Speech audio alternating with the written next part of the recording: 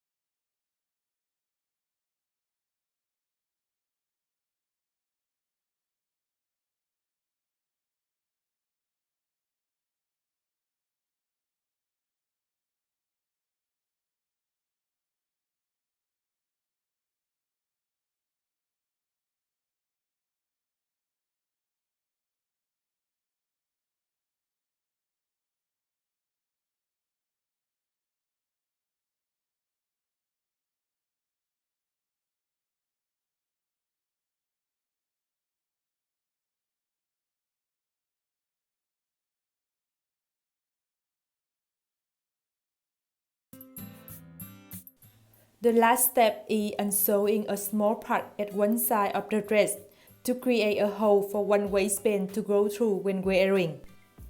And I finished this DIY. Here's my final result. My friends and I wore it at the bridesmaid dress in our friend's wedding. I hope you like this DIY and subscribe to my channel to see my upcoming one. See you next week!